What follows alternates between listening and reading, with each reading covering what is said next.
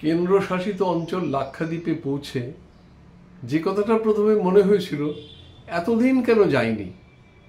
Zanzibar, মালদ্বীপ, বালির দ্বীপ, প্রত্যেকটা দ্বীপের নিজস্বতা আছে, নিজস্ব নৈসর্গিক সৌন্দর্য আছে, কিন্তু লাক্ষাদ্বীপ কোনো অংশে কম নয়। আর এটাকে আমরা এতকাল উপেক্ষা করেছি। সুযোগ হয়েছিল 4 দিনের জন্য, 4 রাত 4 দিনের জন্য লাক্ষাদ্বীপ থাকা। আমরা গিয়েছিলাম ব্যাঙ্গালোর থেকে প্লেনে করে লাক্ষাদ্বীপের একমাত্র বিমানবন্দর আগাথি আইল্যান্ডে। সেই আগাথি আইল্যান্ডের এক প্রান্তে বিমানবন্দর, আরেক প্রান্তে ক্রুজ শিপের জেটি।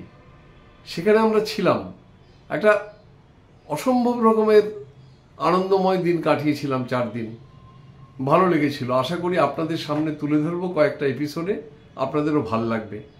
লাক্ষাদ্বীপ ভারতের অন্যতম কেন্দ্রশাসিত অঞ্চল। আমরা ব্যাঙ্গালোর এয়ারপোর্টে অপেক্ষা করছি আগাথির প্লেন ধরবো বলে। উঠলাম বাসে করে গেলাম প্লেনের সিঁড়ির কাছে। তারপর একে একে বাসে দাঁড়িয়ে আছি আমরা, এই সিঁড়ি দিয়ে প্লেনে উঠছি। এ আমাদের তনয়, তার আগে চলে গেল পূজা এবং পূজার সন্তান।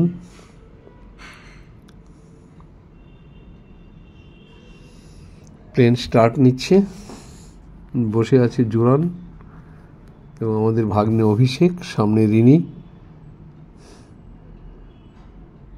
প্লেন উঠে গেছে আকাশে। আমরা নেমে এসেছি আগাথি বিমানবন্দরে। খুব ছোট্ট একটা বিমানবন্দর, ভাবা যায় না এত ছোট। এখানে বিমানবন্দর থেকে টার্মিনালে যেতে কোনো যানবাহন নেই, মানে আপনাকে হেঁটেই যেতে হবে। এরো ব্রিজের তো প্রশ্নই নেই। আর এই ছন্দাগুপ্ত চলেছেন সবার আগে আগে। ডান দিকের রাস্তা হচ্ছে ডিপারচার, আর বাঁ দিকে আমরা এইটা হচ্ছে ডিপারচার, আর বাঁ দিকে আমরা যেদিকে যাচ্ছি সেটা হচ্ছে অ্যারাইভাল। যে অ্যারাইভাল, এটা ডিপারচার। বেশ সুন্দর, ছোটোখাটো ব্যাপার, বিশালত্ব নেই, বাহুল্য নেই, সাজসজ্জা নেই, কিন্তু আন্তরিক।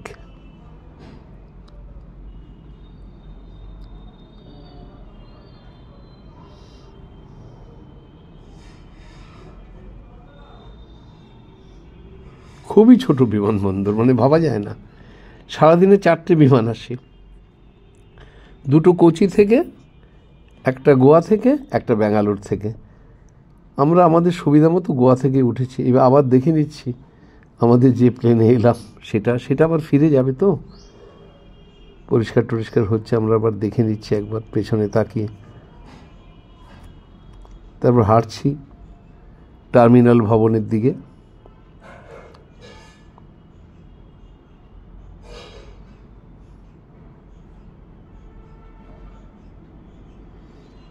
রাইভাল, আগমন আর মালয়ালি ভাষা। এখানে আমাদের পারমিট দেখাতে হবে। আমাদের দেশের মধ্যে হলেও অন্য কয়েকটা জায়গার মতো এখানে পারমিট নিতে হয়, পুলিশ ক্লিয়ারেন্স সার্টিফিকেট দেখিয়ে। আমাদের সেইগুলো দেখে ছেড়ে দিল। বাহ, কি বিমানবন্দর! তার পাশেই এত বড় সমুদ্র, আরব সাগর। আরব সাগরের অংশ লাক্ষাদ্বীপ সাগর। বাহ, এখানে যাতে সোজা কেউ বিমানবন্দর থেকে না যেতে পারে তারের বেড়া দেয়া আছে। এখান থেকে গাড়ি আমাদের নিয়ে যাবে। আমাদের রিসোর্টের নাম সিশেল।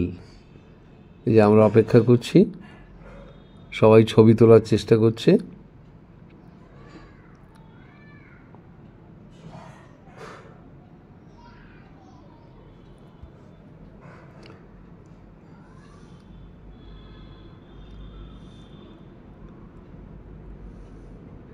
এই যে লেখা আছে আই লাভ আগাথি, আমাদের সবারই ইচ্ছা তার একটা ছবি নিই। আর এই যে আমাদের গাড়ি দাঁড়িয়ে আছে, চললাম।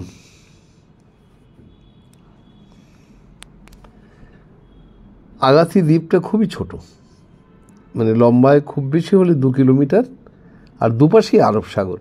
কারণ চওড়ায় কোথাও 100 মিটার, খুব বেশি হলে 200 মিটার।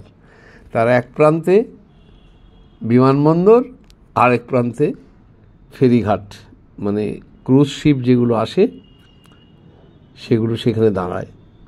ক্রুজ শিপে যারা আসে সেখানে সকালবেলা নামে, সারাদিন কাটিয়ে পিকনিক টিকনিক করে খাওয়া দাওয়া করে আবার শিপে উঠে যায়। জাহাজে যারা আসেন তাদের রাত্রিবাস কিন্তু জাহাজেই।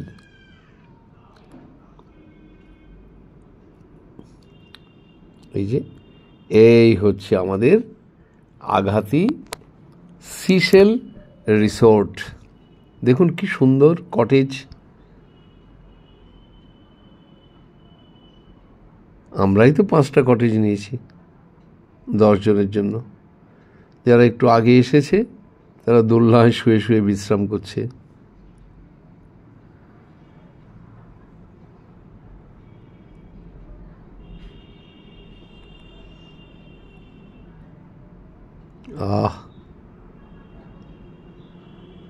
কি সুন্দর লাগছে না?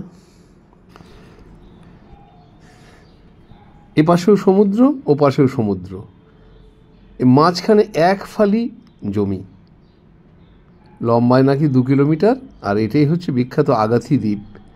এখানে থাকেন প্রায় 8,000 লোক। মানে জনবসতির দিক বিচার করতে গেলে লাক্ষাদ্বীপ, আমিনদ্বীপী ও মিনিকয়ের মধ্যে এটা 3য় বৃহত্তম। এখানে সব সাজ সরঞ্জাম আছে, আমাদেরও কাজে লাগবে।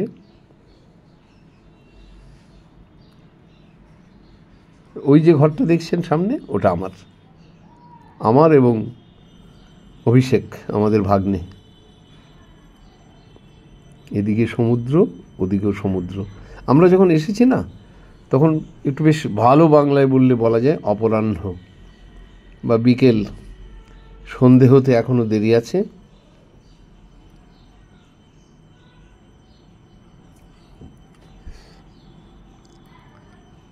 কি করব বুঝে উঠতে পারছি না।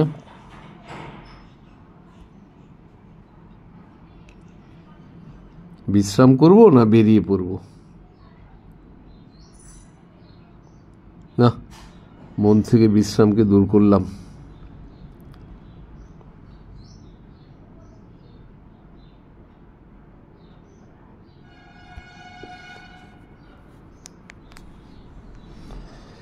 নীল সমুদ্র,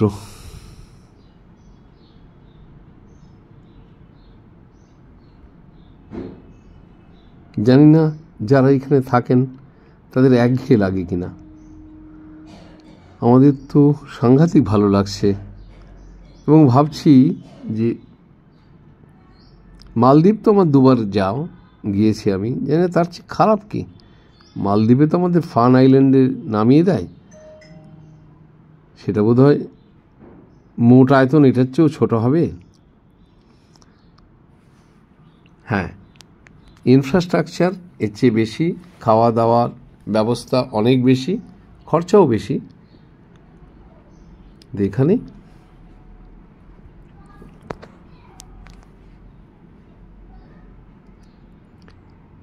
বাহ, আস্তে আস্তে সূর্য অস্ত যাচ্ছে। সূর্য তো অনন্তকাল ধরেই অস্ত যায় পৃথিবীর সৃষ্টি থেকে, কিন্তু এক এক দিন এক এক রকম রূপ হয় তার। সেজন্য মানুষ সূর্যোদয় ও সূর্যাস্ত বিভিন্ন আঙ্গিকে দেখেন। পাহাড় থেকে কেমন লাগে, সমুদ্রের ধারে কেমন লাগে, কিংবা নদীর ধারে কেমন লাগে, সমতল মাঠের যেখানে দিগন্ত রেখা শেষ হয় সেখানে কেমন লাগে, সে অনেক কিছু। দেখুন, সূর্যের শেষ আলোটা পড়ছে সমুদ্রে। আমরা এই পাশে আছি, এ পাশটা হচ্ছে পাবলিক, আর ও পাশটা আমাদের তো দুপাশেই সমুদ্র। যেটা পূর্ব দিকে সেটা হচ্ছে রিসোর্টের অংশ, মানে রিসোর্ট দখল কিনে নিয়েছি কি লিজ নিয়েছি জানি না, এটা প্রাইভেট, আর এটা প্রাইভেট নয়।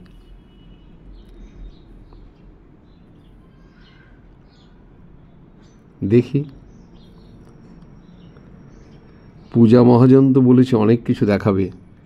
বায়োলুমিনিসেন্ট বলে একটা কথা আছে, এই যে দেখুন কীরকম শেষ আলোটা দিয়ে যাচ্ছে, সূর্য অস্ত চলে গেছে, এটা বোধহয় টুয়াইলাইট।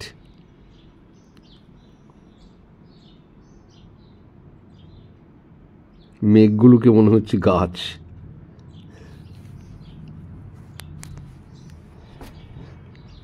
অপেক্ষা করুন, আমরাও করছি আসল দৃশ্য দেখার জন্য।